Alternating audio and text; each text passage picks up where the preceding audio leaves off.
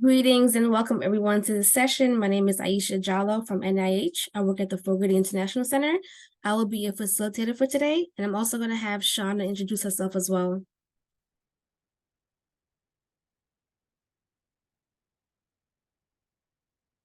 Oh, you're on mute, Shauna. Hi, everybody. I'm Shauna. I'm from South Africa. I'm part of the DSI Coordinating Center, and I am an administrative assistant. Thank you. Thank you. So I just want to quickly explain how this session is going to work. Each presenter will have about 5 minutes to introduce themselves and give a short presentation about their organization. We ask to please ask all your questions towards the end of the session.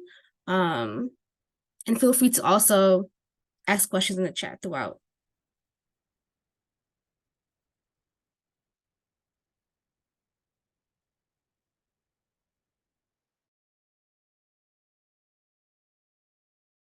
I'm going to give the presenters a couple minutes to join, and I'll be back.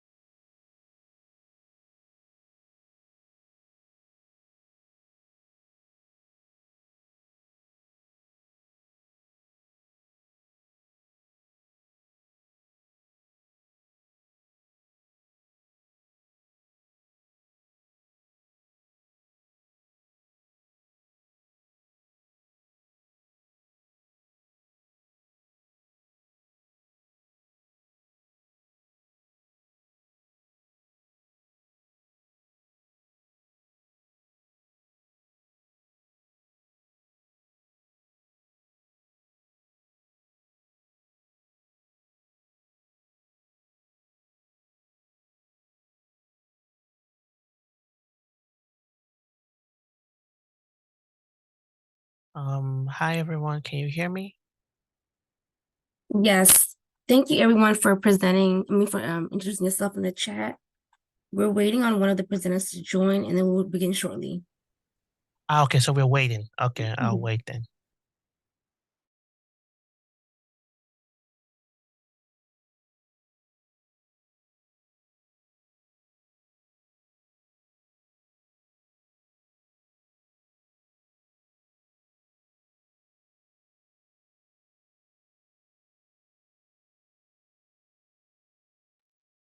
While we are waiting for the other presenter to join, we will start with the second presenter of this session.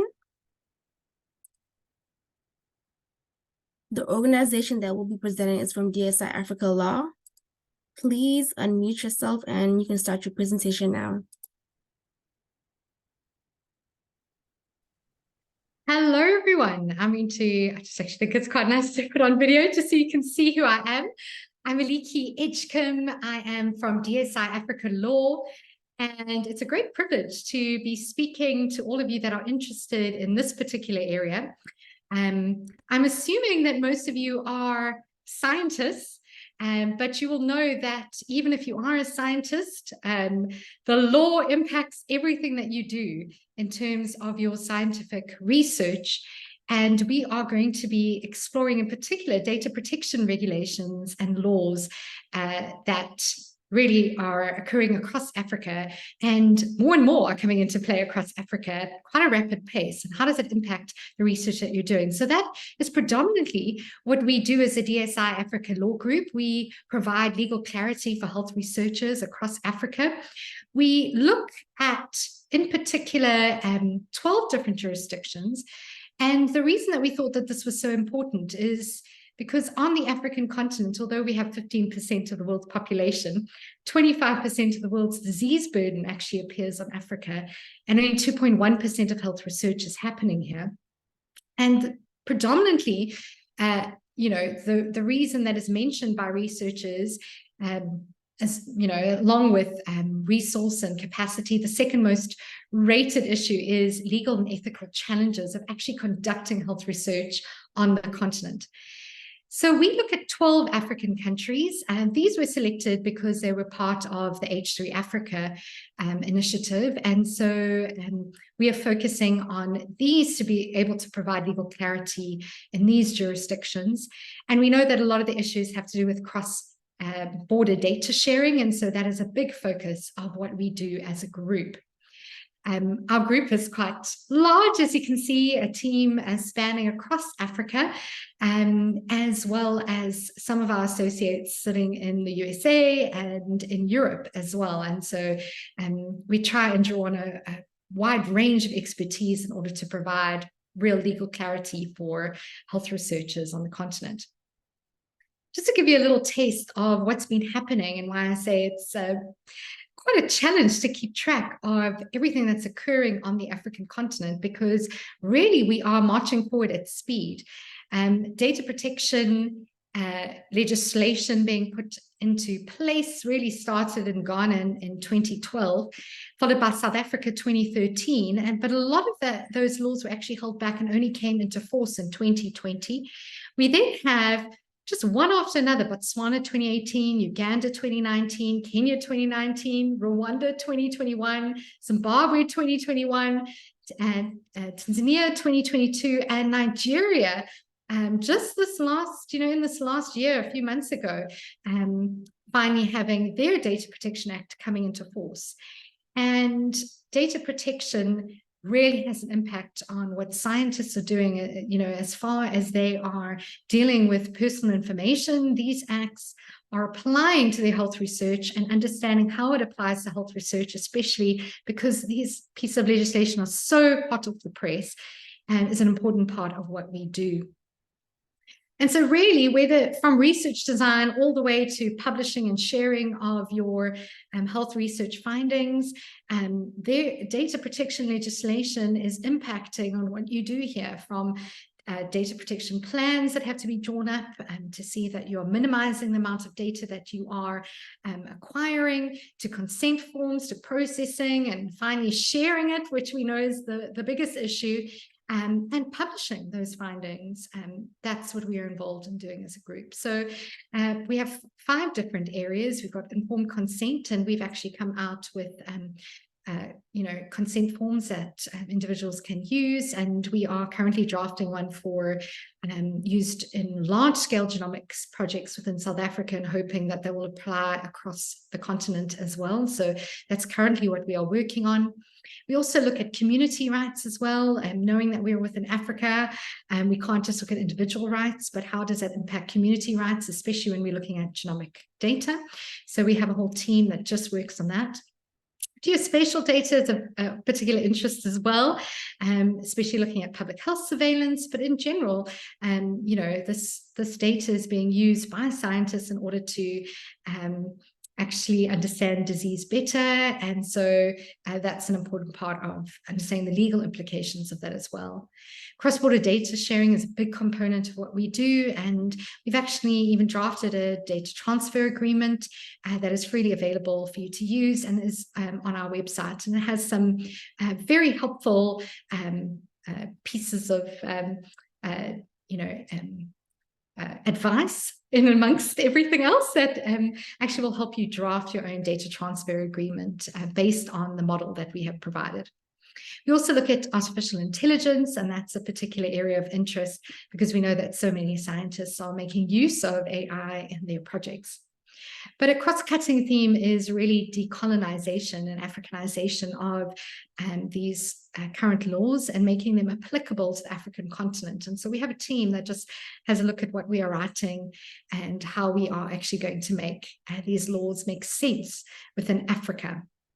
So you can see it's a broad areas that we cover. And one thing that is probably a misnomer is that data protection legislation is concerned with material. It's not concerned with the material transfer per se, so the blood samples. It's concerned with the data, how that is saved. So we're actually looking at, the files, the folders that are being transferred. And so that's just something to just keep in mind when we're looking at data protection and personal information.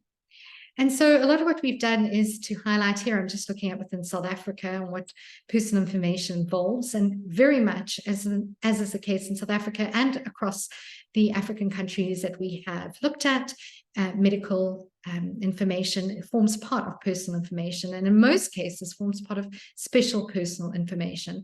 And when it forms part of special personal information, there are particularly stringent requirements that come into play.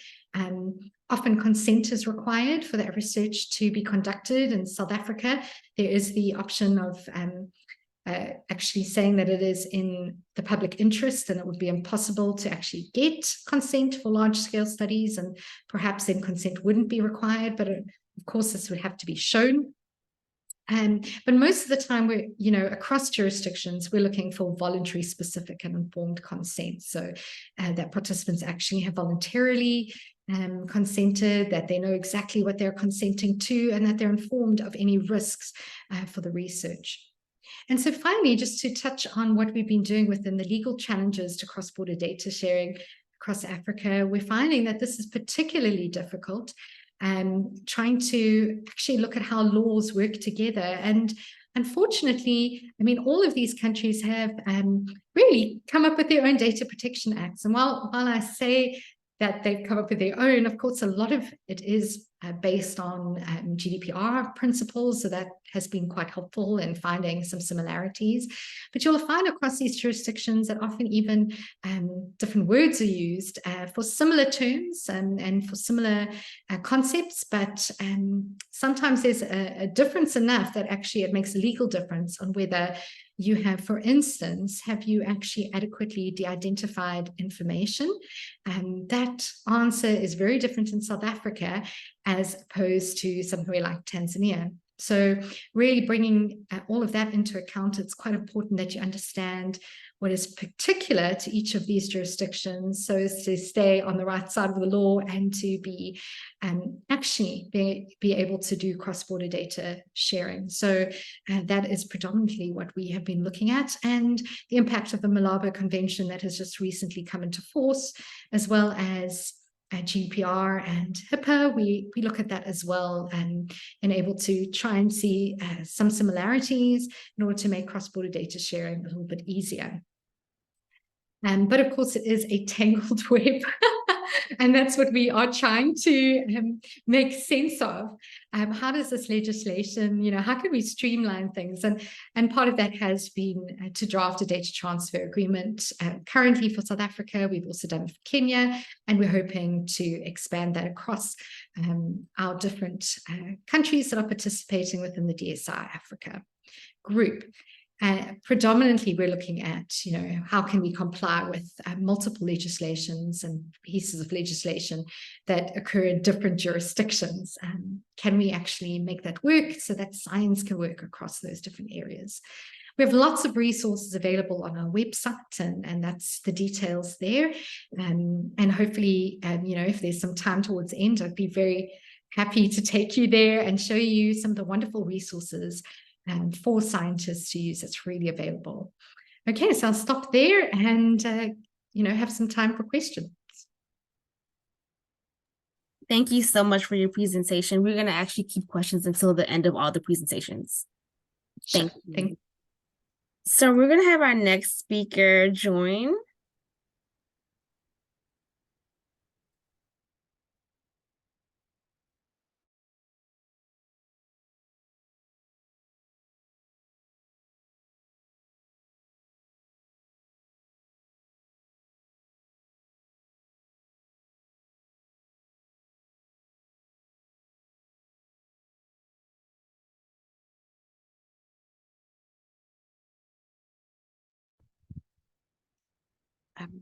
Hello everyone, and I hope you all can hear me. So I will be just presenting and basically highlighting some of the work we do for our DSI Africa project on public understanding of big data and genomics medicine in Africa.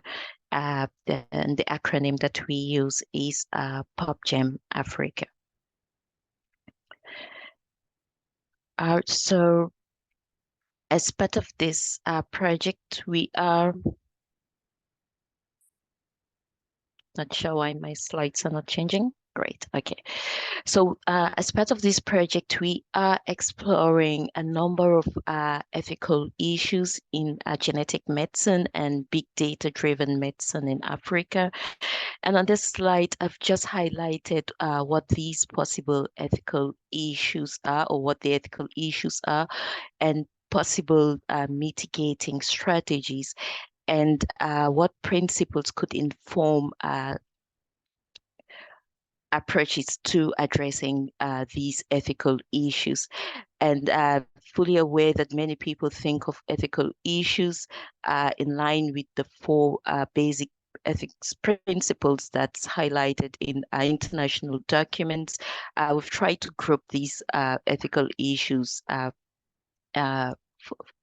in line with these four principles, but fully recognizing emerging principles like solidarity. And in order to explore these different ethical issues, we are doing focusing on a number of stakeholder groups, which we've broadly categorized as data providers, data producers, data users, funders, research ethics committees, and regulators. And in terms of data providers, so we're looking at doing some research with the sickle cell disease community, hearing impairment community for rare diseases, specifically those living with Fragile X syndrome, and the general public. So other stakeholders include commercial companies, medical practitioners, policymakers, research ethics committee members. Sorry So to interrupt. Can you please put your presentation on presentation mode? Because we're not able to see the full screen. Sure. Is that better now? Yeah, that's much better. Thank you so much. You're welcome. So to address these different ethical issues, we're using a variety of approaches, both normative and empirical. And so we're using focus group discussions, interviews, one-on-one in-depth interviews, and online surveys, just to explore public perceptions and attitude towards big data in genomic medicine, the responsibilities of stakeholders, models for public engagement and the governance of big data use in genomic medicine in Africa, where we're looking at key issues like benefit sharing, the responsibilities of stakeholders, commercial use of personal data, intellectual property, and all those ethical issues I presented in the previous slide. A core part of our work is public engagement, and the role is the goal is to democratize science. And the slide, I've just highlighted some of the public engagement work we are doing. First with the general public. So yeah, we just have some public engagement activity with high school learners, just basically asking them to address issues of big data, of the ethics of big data and genetics research in Africa. And we use different approaches. So we use storytelling and debate for that purpose. And also we just recently engaged the deaf community in the Cape Town, just to ask them key issues about genetics and big data, what they know about it, and how do they feel about the use of their data for scientific research and innovation. So we're using quite a number of public engagement strategies, not just for research, as I said, but as a way of democratizing science. We will also be involving different stakeholders in these public engagement activities, and each approach is tailored to the different stakeholder groups. So, for example, we will have portents targeting very young, the younger population, so children 7 to 12, who are part of the sickle cell disease project. And we already have a portal for that as well, just explaining to 7 to 12-year-olds what data is and how their data can be used for research and innovation purposes. Yeah, we just have lessons and challenges and the importance again of democratizing big data research in Africa at various levels, whether it is for access, for equitable sharing and use, and for the public to be able to know how their data is being used and the residual risk of that, the use of their data, the importance of meaningful engagement and why it's important to build trust and what it takes to build trust. We are also working together with different research DSI Africa projects. So one is MOTSRE, where we are exploring issues of ethics and global equity in international medical imaging research in Africa. We are doing desktop research, scientometric analysis, and a workshop. We'll be having a workshop at the upcoming DSI Africa meeting in Rwanda. So if you will be attending, please join us. And we are actually exploring a hybrid approach. So you may join online.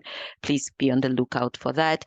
We are working with camera and just trying to look at ethics in One Health and doing collaborative research and a couple of webinars. So these are the people that are doing the work that I've just presented. And yeah, I want to thank you all for listening.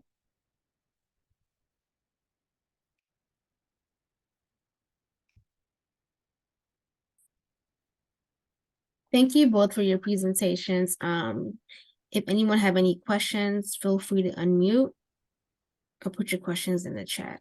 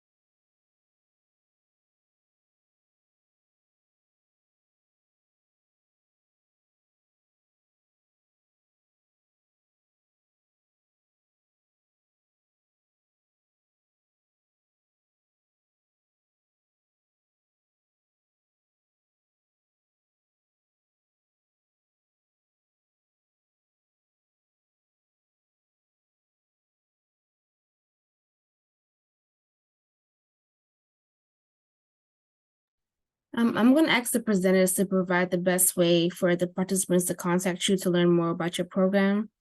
Can you please share your email in the chat?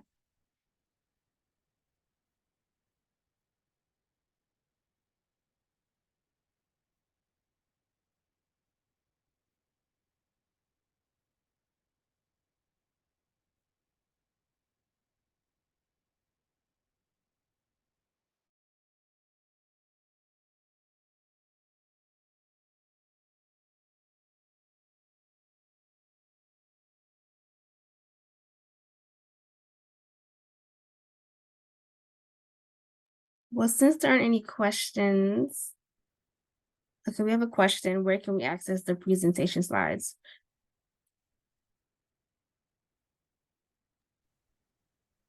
That they have been sent to Francis and to the coordinating center. So I'm sure that they will be made available online. Yes, probably on there the website. Yeah. If there is a bit more time, I would like to take people to our website, like maybe just speak a little bit more into the legal aspects. I'm not too sure how many on the call are interested in the legal aspects. I did see that there are some people from Cameroon and etc. And I'm actually interested in connecting with somebody in Cameroon, because I know that there is a new data protection bill out for comment, but have not been able to get my hands on it. And so actually, if you're on the call and you're able to, you have access to it, that has been really one of the biggest struggles, is that a lot of the legislation is quite difficult to get hold of, or not in great shape as well. And we've had to resave them as PDFs, etc. We've done a lot of work in being able to even just bring all of that legislation together to make it really easy for people to find. But I don't know if Aisha, if I could have a moment, if there aren't any questions. Yes, of course. I think I saw Pedro raise your hand. Okay. Let me see if they have a question. Someone else raised their hand as well. Okay, go ahead. Hi, good afternoon, Pedro speaking. One question that always is a sticking point is harmonizing the different data protection guidelines across the continent. It's really difficult to share data and samples across between partners. Each IRB has different views, and each legislative structure has slightly different clauses that they have. So will the DSI try to formalize and work with different members on the continent to try to harmonize specific sets of clauses that they can include in the IRB SOP, so that we can at least make it easier to transfer data and samples between our countries, sort of like a visa pass. We don't really want something to pass without any control, but something similar to that, where there's an agreement of sorts between centers. Thank you. I think that's a great question, Pedro, and it is something that we have been actually working on. I mean, this idea of sort of like a data corridor between different institutions. And you're quite correct. I mean, the legislation and also those who are in power, commissioners might have very different opinions about whether data can be transferred out of the country, especially when it comes to health data. In particular, we've come across issues within Kenya, because with health data, they are particularly requiring consent. Even though for general research there is an exemption, it just doesn't apply to health. And so yes, it has been a challenge on every front to be able to actually get data out of particular countries where it's become sticking points. The data transfer agreements are possible to do, of course, and we do actually have on our website data transfer agreement that I was alluding to, but of course that goes case by case, and that maybe is quite a cumbersome. Am I hearing you, Pedro, that you'd rather, can we not just have agreements between countries to say, okay, we're part of this group and let us just transfer it? Of course, the legislation allows for, if there is another country that has data protection regulations that are on par with its data protection regulations, and generally it would be a country that we would allow to transfer into. And but none of those lists have actually been drawn up. So it is actually unfortunate, and that is something that we've actually got to do, perhaps as a consortium group, to try and push for that, to say, okay, these countries, they're similar enough, there are protections enough, and that we can actually have a corridor between especially big research hubs, South Africa, Nigeria, Kenya, Uganda, etc. It doesn't make sense that we have to jump through all the hoops that we are currently doing. So yeah, that is part of our thinking, Pedro, but we don't know when we will get there. But that is definitely something that we are arguing for, and probably at African Union level that will have to happen. But part of actually putting other countries on a list, a competent list, will be the first step to actually ensuring that we can do that. So I hope that answers your question, and some guidance. But yeah, excellent. Thanks so much. Thank you. Thanks for your question, Pedro. Francis, do you have a question? Yes, thank you, Aisha. I was going to just say something very similar to the discussion between Pedro and Aliki.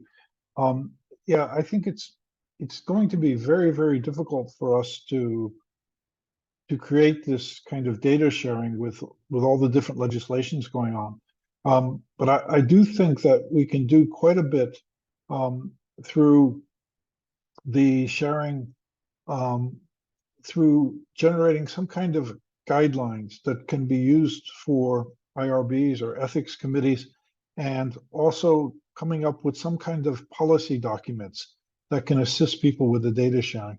I think there's ways. I think there will also be some technological solutions coming forward with platforms, for example, with data visitation and using algorithms in that area too. So these are also things that we can try to incorporate into policy that would make it easier for us to share the data between different legal jurisdictions. So thank you for that.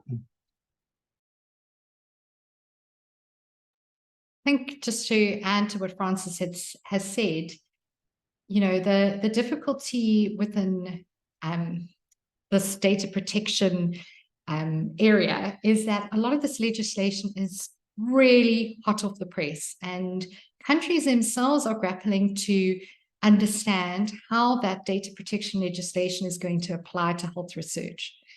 And where I have approached commissioners, etc., to offer some clarity, and the answers that sometimes you receive are nonsensical, or they're still grappling to really understand how legislation that came into effect this year, maybe last year, is now going to apply to a very specific context and is not going to now hinder health research, but probably not allow for the free flow of data at the same time. So that is also the challenge that we have, is that really just there hasn't been enough time, enough work, and enough energy being put into specifically African legislation. And that work is being done. So we are doing that work. But of course, you know, the countries themselves are having to catch up with their own data protection legislation. So you can just imagine you're at research ethics boards, etc., who are now having to balance different legislation. You know, there's very little written on that legislation, if at all. So yeah, what Francis is saying is definitely needed. And we are actually producing country reports on each of the jurisdictions that we particularly looked at. And that includes a cross-border data sharing, some advice and principles that have come out of the data protection legislation that hopefully will answer some of those questions and be able to be useful to ethics boards and scientists alike. And though that is in its final stages, so it's just currently being edited. And so those will be available soon, and hopefully something that we'll get some good feedback on, and will be, you know, start this process to streamline things for everybody. Yeah, so thank you. Thank you. We have another question from one of the presenters. Thanks. it's not a question, just to respond to Francis, that the data governance working group of the DSI Africa Consortium is currently working on a policy, a data sharing and governance policy that takes into account the differences in data regulation across Africa, and that will help support data sharing. We are also in that policy going to look at those technical feasibilities based on the preferences of researchers in the consortium. So we'll be looking at policies for data federation, data visitation, data visualization, taking also into consideration the need for equitable sharing of data across the continent, and that not all the projects and not all institutions in the consortium have the same resources to support that kind of analysis, even though it complies with data laws.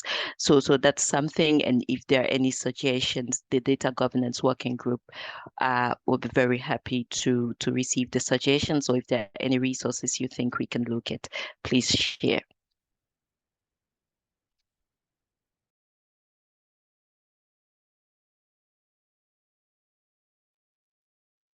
Thank you. Francis?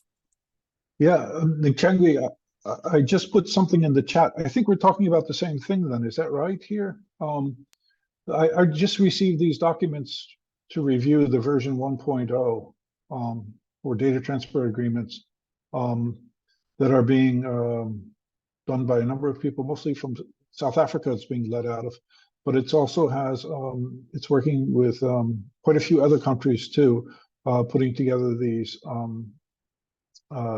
data transfer agreements templates. So I think, Chan, we're on the, it's the same thing, or am I missing something? Sorry. No, that may be different because the data sharing policy for the consortium is still under development, and it will have templates of data sharing agreements. But perhaps what you got is that from DSI Law, Aliki. Is that the case? Yes, that's from the DSI Africa Law Group. And yeah, those are an output of our project. And like I said, it's going to be for Kenya and other countries as well. I think we've completed Kenya. But yeah, I know that our PI is also a member on the working group that is involved in also just looking at those general policies, as just been mentioned by PubGem. So yeah, we're trying our best from various angles to be able to assist in this very complex area. Well, Aliki, if I could say, I think these things are fantastic. The drafts I've seen here, the version ones, are really, really well done, really well considered. And, you know, also what you said about the legislatures and people putting together legislation. I mean, be it in Africa or be it here in Europe, or I was just in several meetings in China about this. It's a very much the similar discussion too.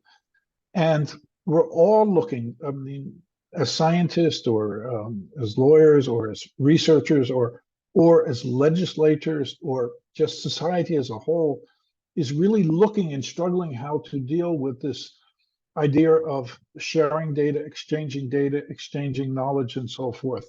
So it's a struggle we all have. And I think these kinds of initiatives where we do policy things, or we've also, in another working group with the RDA and the European Open Science Cloud, we've put together guidelines for ethics committees and AI Bill of Rights and consent and things like this. So I think all of these different types of guidance that we put together, it really helps to support the legislation and helps us also understand how we can do the work we need to do, and also do it within the expectations and the requirements that society as a whole has. So it's just a very rich and important discussion that we're having here. Thank you.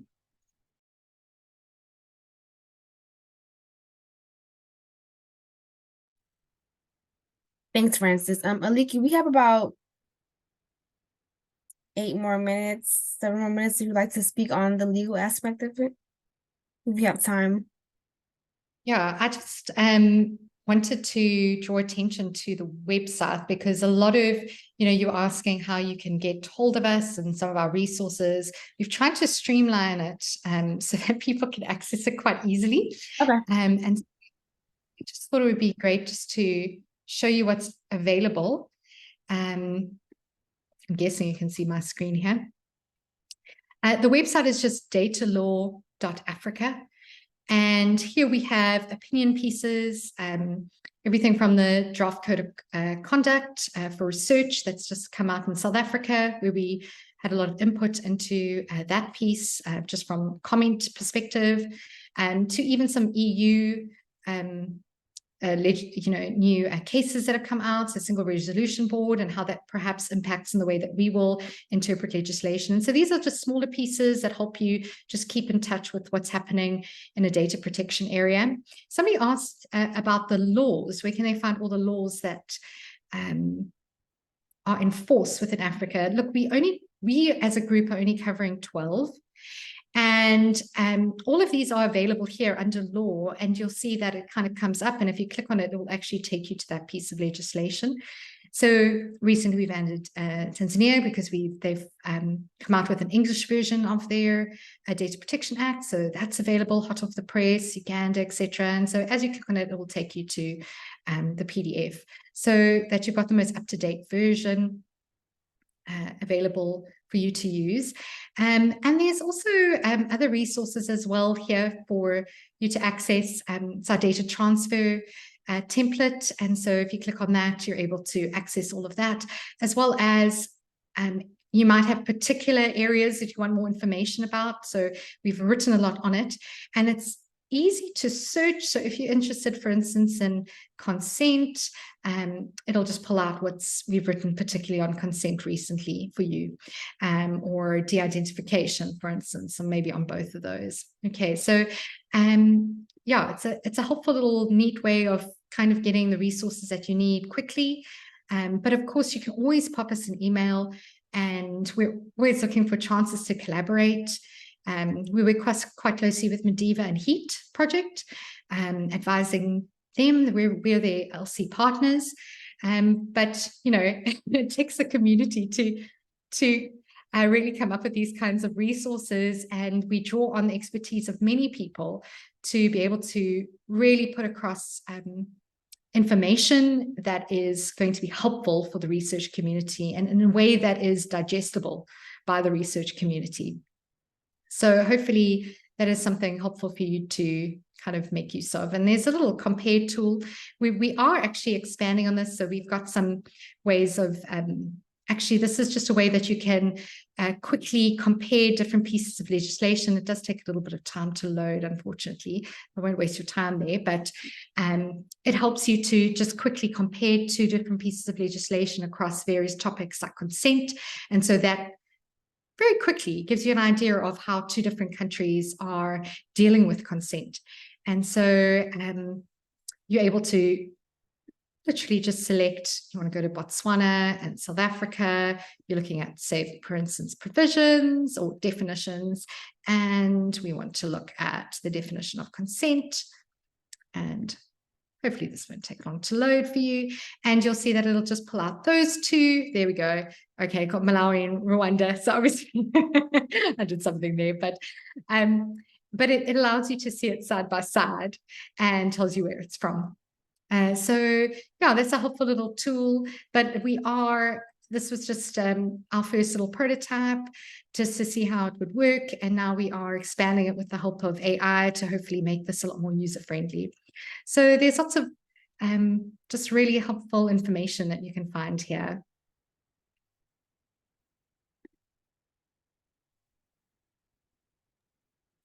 Thanks. I also saw a question about geospatial by somebody. And yes, one of our areas we are actually focusing in on geospatial. Those reports have taken the longest in our group because obviously there's not one piece of legislation that deals with the data protection when it comes to geospatial information. And so, yeah, we've had to look at all sorts of space law, etc. And I know that, you know, even keeping data on the cloud has particular legal ramifications that people are very interested in because, well, I'm guessing that most of us are not keeping our data on a PC or, you know, storing it locally, perhaps. And so this is also a very important area that we're looking at. And yes, I see there is also a GA for GH that we participate in as well. So thank you also for raising that GA for GH also as model agreements. Yeah, no, thank you for that. Yeah, so we are working on particularly geospatial, and we're hoping to have that out by the end of the year. And so that will be available also across those 12 countries. We've completed about 6 so far. Okay, so hopefully that will help going forward.